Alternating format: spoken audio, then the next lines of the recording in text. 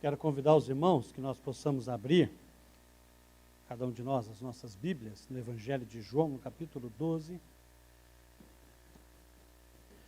Hoje é dia de festa, amém? Quando nós celebramos a ceia do Senhor, é dia de festa, não é dia de tristeza. Quando nós celebramos a ceia do Senhor, é dia de reconciliação, é dia em que nós podemos recomeçar com o Senhor através do compromisso de santificação, de vida. É um momento precioso em que nós podemos avaliar a nossa própria vida. Como está a sua vida diante do Senhor? Como está a sua vida na presença de Jesus? O que você tem feito para a expansão do Evangelho? O que você tem feito para que as pessoas possam conhecer Jesus através da sua vida? Ou você tem Jesus no seu coração como Salvador e Senhor da sua vida? Você crê nisso, você tem certeza disso? Se Jesus voltasse hoje, ou se você morresse hoje, você tem certeza que você vai para o céu? Aqui, o irmão olhou, por que você está com tanta dúvida? Porque eu tenho um brochezinho e tem 2 pontos de interrogação. E eu falei para ele, isso aqui é 2 perguntas que podem mudar a sua vida. A primeira pergunta é essa, né? Se você morresse hoje, se você iria para o céu ou não.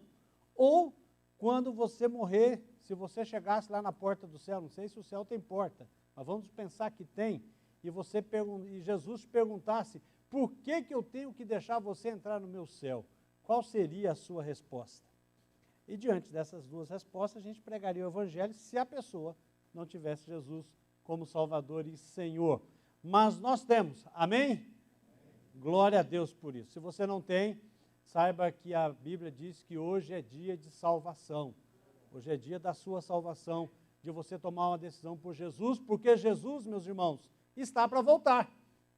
Diante de tudo que nós estamos vivendo, e algumas pessoas até com medo, não é tempo de ficar com medo. Alguém disse assim, estamos perdidos. Quem olha para a notícia, quem olha para a televisão vai dizer, estamos perdidos. Mas alguém que está lendo a Bíblia está dizendo, estamos salvos. Porque Jesus há de voltar e resgatar a tua igreja. Eu quero compartilhar com você Evangelho de João, capítulo 12, a partir do verso 20, que diz assim a palavra do Senhor. É interessante porque a minha Bíblia e algumas Bíblias traz alguns títulos, né, de cada tema ou de cada parágrafo. E esse aqui diz, Jesus prediz a sua morte. Diz assim a palavra do Senhor, a partir do verso 20. Entre os que tinham ido adorar a Deus na festa da Páscoa, estavam alguns gregos. Eles se aproximaram de Filipe, que era de Betsaída, da Galiléia, com um pedido. Senhor, queremos ver Jesus. Filipe foi dizê-lo a André, e os 2 juntos disseram a Jesus. Jesus respondeu, chegou a hora de ser glorificado o Filho do Homem. Digo-lhes verdadeiramente que se o grão de trigo não cair na terra e não morrer, continuará ele só. Mas se morrer, dará muito fruto. Aquele que ama a sua vida, a perderá. Ao passo que aquele que odeia a sua vida neste mundo, a conservará para a vida eterna. Quem me serve, precisa seguir-me, e onde estou, o meu servo também estará. Aquele que me serve, meu Pai o honrará. Verso 27. Agora o meu coração está perturbado, e o que direi? Pai, salva-me desta hora? Não, eu vim exatamente para isto, para esta hora. Pai, glorifica o teu nome. Então veio uma voz dos céus, eu já glorifiquei e o glorificarei novamente. A multidão que ali estava e a ouviu, disse que tinha trovejado. Outros disseram que um anjo lhe tinha falado. Pai, em nome de Jesus, aqui está a sua santa e bendita palavra. Pedimos, ó Deus, que o Senhor fale aos nossos corações. O homem seja esquecido, Senhor. O homem não vale nada, mas a tua palavra e a tua presença é preciosa. Ministra pela instrumentalidade do teu Espírito na vida de cada um de nós, no nome de Jesus. Amém. Meus irmãos, esse texto começa com um destaque muito importante, um destaque precioso, um destaque que diferencia as pessoas que procuravam Jesus naquele contexto. Um destaque em que mostra alguém que faz um pedido diferente das outras pessoas. Porque as outras pessoas sempre pediam que queria ver um milagre, que queria ver um sinal, que queria ver Jesus multiplicando pão. O pessoal queria comer, que queria peixe, queria cura física, queria ver sinal do céu. Mas tem um grupo de gregos que foi procurar Jesus e não queria ver sinal, não pediu para fazer milagre, não levou ninguém doente para Jesus fazer um milagre, não pediu que pudesse ter um sinal, mas eles pediram: queremos ver Jesus, queremos conhecer Jesus. Isso traz para nós hoje um contexto que nós precisamos pensar em nós, em saber por que nós procuramos Jesus. Esses homens queriam ver Jesus, e daqui a pouco nós vamos falar qual foi a resposta de Jesus. Porque o texto não diz que Jesus encontrou esses homens, mas o texto diz que Jesus deu uma resposta. E conhecendo o coração daqueles homens, provavelmente eles queriam falar sobre a salvação, sobre a vida eterna. É interessante e importante cada um de nós que estamos aqui e que está participando de casa, que nós possamos fazer essa pergunta: por que eu procuro Jesus? Qual a intenção que eu procuro Jesus? Será que eu estou procurando Jesus simplesmente para que Ele possa curar o meu corpo? Será que eu estou procurando Jesus simplesmente para que possa me fazer um milagre, dar uma resposta, abrir uma porta, resolver o problema do meu casamento, ou resolver o problema da minha relação com a minha família, com meu filho, ou uma questão profissional, ou uma dívida, ou uma causa na justiça, que hoje se fala muito nisso, e que Deus possa liberar, talvez, comprar o juiz? Porque muitas vezes nós perdemos a noção da realidade. Às vezes nós não temos um senso de justiça, e mesmo não tendo senso de justiça, queremos que Deus nos dê a causa ganha. Quer dizer, queremos colocar Deus no meio da nossa corrupção. Mas é preciso avaliar o nosso coração, a nossa mente, e termos a intenção correta no momento em que nós vamos buscar a Deus. E o momento da celebração de ceia, da ceia do Senhor, em que nós, Igreja de Jesus, vamos participar, nós precisamos avaliar isso. E quando nós olhamos o texto e vemos a resposta de Jesus, que traz para nós algo muito importante, quando ele diz: chegou a hora, Jesus respondeu, chegou a hora de ser glorificado o Filho do Homem. Digo-lhes verdadeiramente que se o grão de trigo não cair na terra e não morrer, continuará ele só, mas se morrer, dará muito fruto. Jesus está dizendo o seguinte, é interessante aqui porque Jesus, ele vai dizer que chegou o momento dele ser glorificado. Lembra que eu falei do título aqui da minha Bíblia, está dizendo, Jesus prediz a sua morte. Mas Jesus não está dizendo da sua crucificação. Jesus não está pensando na sua crucificação. Jesus está pensando em ser glorificado. Ele está olhando além da cruz. Ele está olhando depois da cruz. Ele não está olhando o momento de ser crucificado. Vai chegar esse momento que ele vai comentar isso, mas não é isso que ele está dizendo. Ele está dizendo o seguinte, olha, chegou o momento de ser crucificado. Chegou o momento de ser glorificado. E se eu preciso ser glorificado, e para que eu seja glorificado, eu preciso ser enterrado. Eu preciso morrer. Uma semente, por si só, ela não vale nada. Ele vai dizer isso aqui. Uma semente, por si só, ela não produz nada. Mas quando essa semente, ela é plantada, ela é jogada dentro da terra, é jogada água, ela fica naquele lugar escuro. Talvez a semente não vai gostar disso, mas se pudesse falar, talvez ela não gostaria de ser enterrada, mas ela precisa morrer para que ela possa crescer, florescer e dar fruto. Sabe o que Jesus está dizendo para nós aqui, meus irmãos?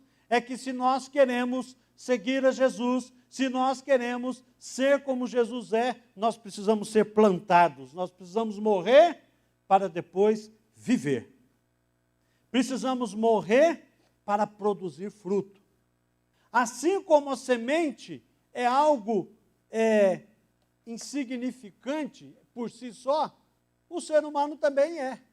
Ora, pastor, eu tenho um propósito, eu tenho família, eu tenho uma profissão, eu tenho um objetivo na minha vida. Sim, mas se você morrer e viver só por isso, não valeu nada. Porque a sua profissão, os seus títulos, os seus doutorados, o seu dinheiro, a sua capacidade, vai ficar tudo. Você não vai levar nada daqui para lugar nenhum. A única coisa que você leva é o seu espírito, é aquilo que você é. O seu corpo, por mais bonito que esteja, por mais organizado que esteja, ele vai morrer. E eu tenho certeza, se morrer, a sua família vai te enterrar. Ninguém vai te deixar em casa. Porque a hora que começa a feder, ninguém quer. Então nós não valemos nada. Mas Jesus está dizendo que se nós morrermos para este mundo e formos plantados por Deus, então haverá um verdadeiro propósito. E o propósito é de dar vida, de dar fruto. Mas precisamos morrer. Mas aí nós pensamos, como é morrer? Como é plantar a minha vida? Abra sua Bíblia em Romanos, capítulo 6. Eu quero ler com você. Eu quero que você preste muita atenção. Veja só o que diz. Que diremos então? Continuaremos pecando para que a graça aumente? De maneira nenhuma. Nós que morremos para o pecado, como podemos continuar vivendo para ele? Ou vocês não sabem que todos nós que fomos batizados em Cristo Jesus, somos batizados na sua morte? Aqui ele está dizendo sobre aceitar Jesus como Salvador e Senhor. No momento que nós aceitamos Jesus, nós somos batizados no Espírito. O que nós fazemos, o outro batismo nas águas, é só uma representação daquilo que já aconteceu no nosso coração. É só um testemunho daquilo que aconteceu, que já aconteceu no nosso coração. Verso 4. Portanto, fomos batizados em sua morte. Portanto, fomos sepultados com ele na sua morte por meio do batismo, a fim de que, assim como Cristo foi ressuscitado mortos mediante a glória do Pai, também nós vivamos uma vida nova. Se dessa forma fomos unidos com ele à semelhança da sua morte, certamente seremos também na semelhança da sua ressurreição. Pois sabemos que o nosso velho homem foi crucificado com ele, para que o corpo do pecado seja destruído e não mais sejamos escravos do pecado, pois quem morreu foi justificado do pecado. Ora, se morremos com Cristo, cremos também que com ele viveremos, pois sabemos que, tendo sido ressuscitado dos mortos, Cristo não pode morrer outra vez. A morte não tem mais domínio sobre ele, porque morrendo, ele morreu para o pecado uma vez por todas, mas vivendo, vive para Deus. Da mesma forma, considerem-se mortos para o pecado, mas vivos para Deus em Cristo Jesus. Portanto, não permitam que o pecado continue dominando seus corpos mortais, fazendo que vocês obedeçam seus desejos. Não ofereçam os membros do corpo de vocês ao pecado, como instrumentos de injustiça. Antes, ofereçam a Deus como quem voltou da morte para a vida, e ofereçam os seus membros, os membros do corpo de vocês, a Ele, como instrumento de justiça, pois o pecado não os dominará, porque vocês não estão debaixo da lei, mas debaixo da graça. E Gálatas, capítulo 2, verso 20, fui crucificado com Cristo, assim já não sou eu mais quem vive, mas Cristo vive em mim. A vida que agora vivo-a pela fé no Filho de Deus, que me amou e se entregou por mim. A única maneira de sermos produtivos. É aceitarmos Jesus como Salvador,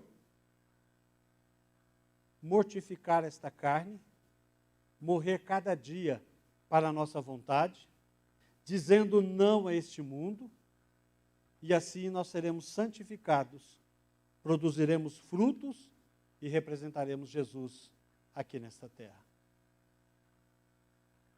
Se nós queremos realmente andar na vontade do Senhor, o Senhor está dizendo: quem me serve precisa seguir-me.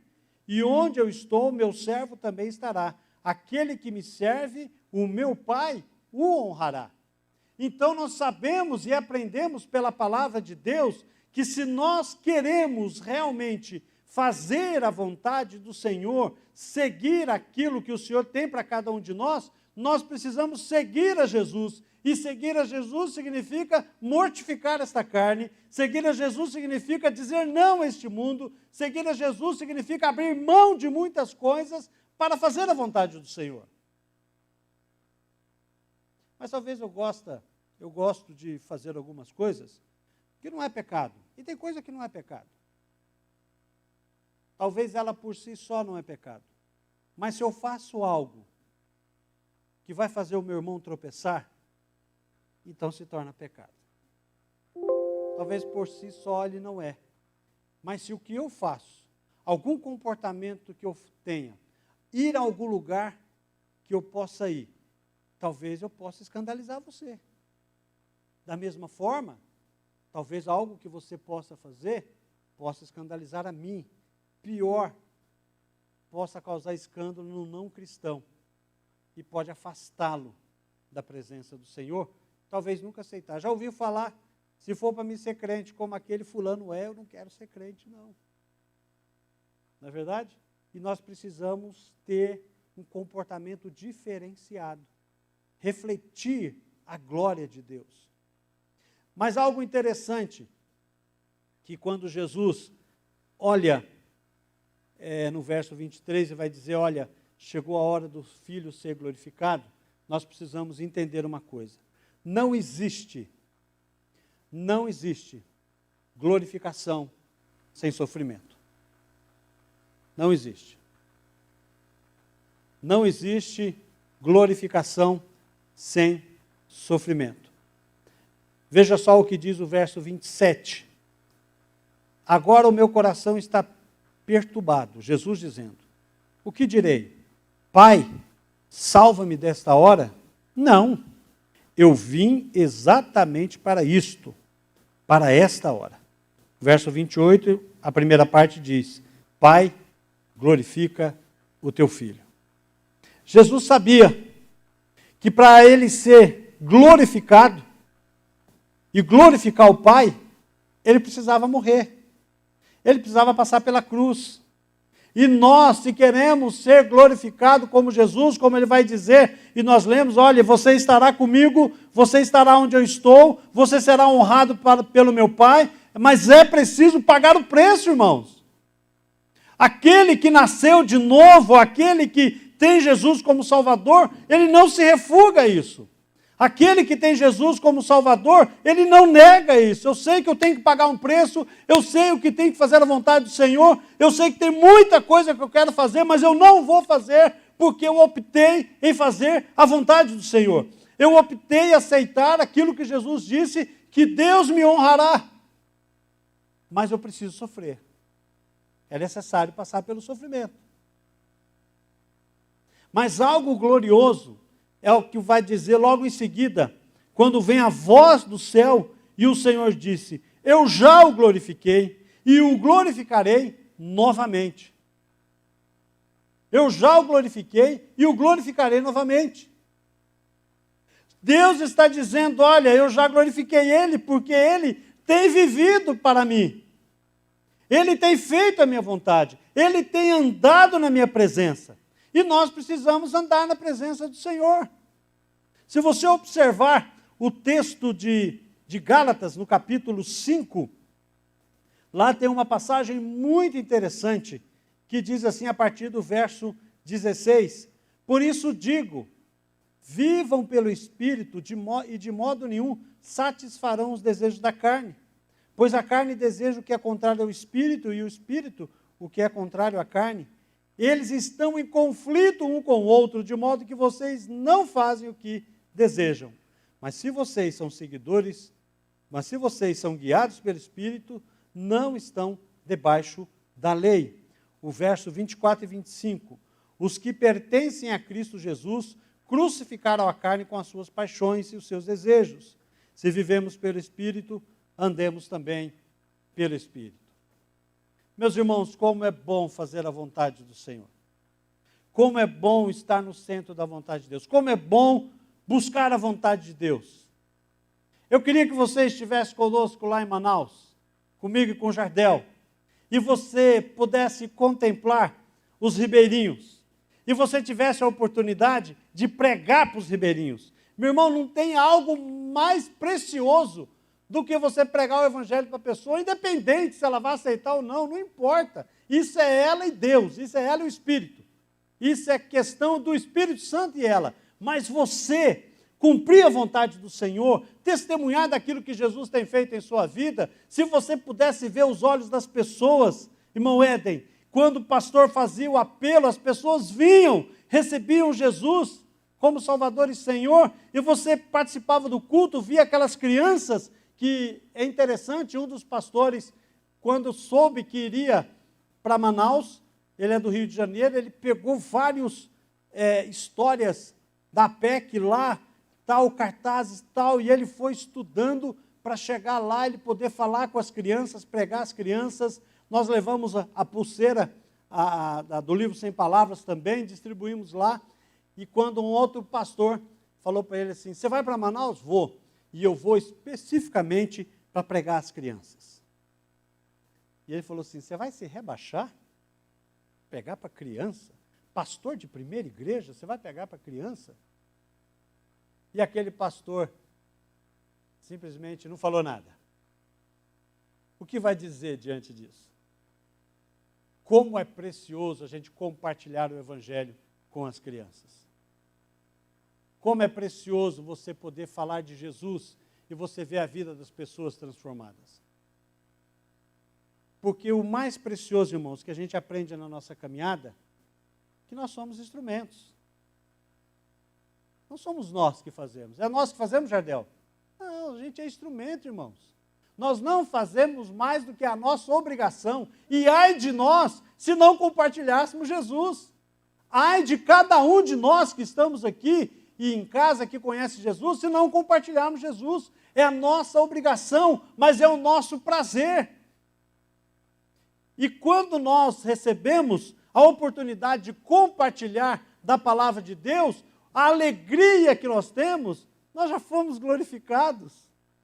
Temos já a presença da glória de Deus, porque somos usados por Deus no trabalho do reino de Deus. Quando você trabalha na igreja, um dia um irmão estava lavando o banheiro da igreja, e eu falei, lá em Miracatu, eu falei, irmão, deixa que eu lavo. Eu falei, que é isso, pastor? Quer tirar a minha bênção?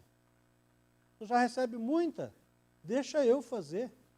Porque ele tinha uma consciência, eu estou fazendo para Deus. Eu não estou fazendo para os outros. Faço o que eu faço para Deus. Para que Deus me abençoe, para que Deus seja louvado e glorificado. Então, queridos, Deus está dizendo para nós que participar do reino de Deus, fazer a vontade do Senhor, ser como Jesus é exatamente viver o que Jesus viveu. Fazer a vontade do Senhor, já ser glorificado aqui.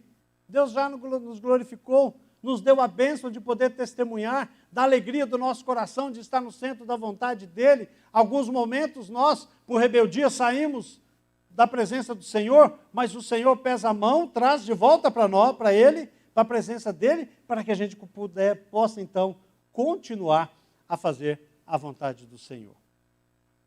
Nesse momento de ceia que nós vamos ter hoje aqui, eu já quero convidar os nossos irmãos diáconos para que possam nos ajudar.